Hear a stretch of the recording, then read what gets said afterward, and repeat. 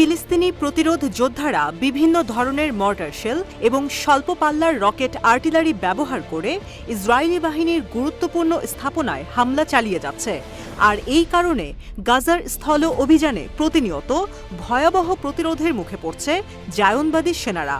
সেখানে বিভিন্ন ফ্রন্টে শত্রু সেনাদের ব্যাপক ক্ষয়ক্ষতিও করছে স্বাধীনতাকামী গোষ্ঠীগুলো।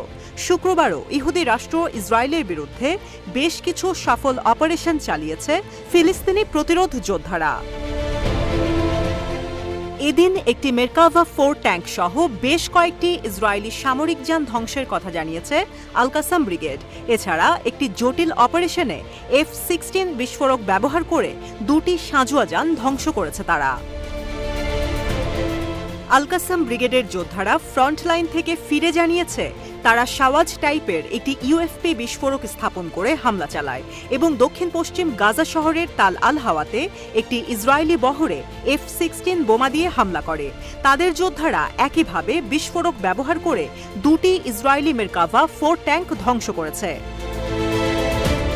তাল আল হাওয়ার একটি রাস্তায় ইম্প্রোভাইজড এক্সপ্লোসিভ ডিভাইস বা আইইডি স্থাপন করে 2টি ইসরায়েলি সামরিক সাঁজোয়া যানে হামলা করে তারা। আইইডি বিস্ফোরণের কারণে একটি যান ধ্বংস হয়ে যায়, অন্যটি ধ্বংস করা হয় আল ইয়াসিন নিক্ষেপ করে। তাল আল হাওয়াতে বেশ কয়েকদিন ধরেই তুমুল সংঘর্ষ চলছে। শুক্রবার ফ্রন্টলাইন থেকে ফিরে আসা যোদ্ধারা জানিয়েছে তারা একটি ইসরায়েলি পদাতিক বাহিনীর সাথে সম্মুখ যুদ্ধে জড়িয়ে পড়ে।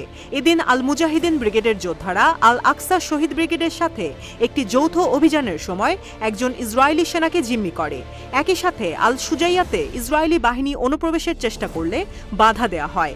এ সময় সংঘর্ষে ব্যাপক ক্ষয়ক্ষতির পর এলাকা থেকে সেনা প্রত্যাহার করে ইসরায়েল।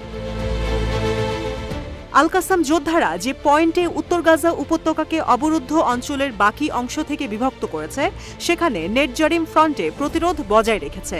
এলাকাটি ইসরায়েলি সামরিক বাহিনীর জন্য একটি কৌশলগত লজিস্টিক পয়েন্ট। এটিকে গাজা সিটি এবং কেন্দ্রীয় গাজা উপত্যকায় অনুপ্রবেশের জন্য ব্যবহার করে তারা।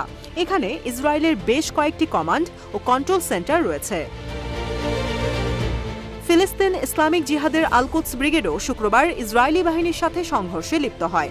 এছাড়া আল নাসের সালাহ আল-দিন ব্রিগেডের যোদ্ধারা নেটজারিমে ইসরায়েলি বাহিনীকে টার্গেট করে 2টি 107 মিলিমিটার রকেট ছোড়ে। আল কুদস ব্রিগেড রাফা শহরের পূর্বে অবস্থিত কারেম আবু সালেম মিলিটারি সাইটে বেশ কয়েকটি 107 মিলিমিটার রকেট ও মর্টার শেল দিয়ে হামলা চালায়।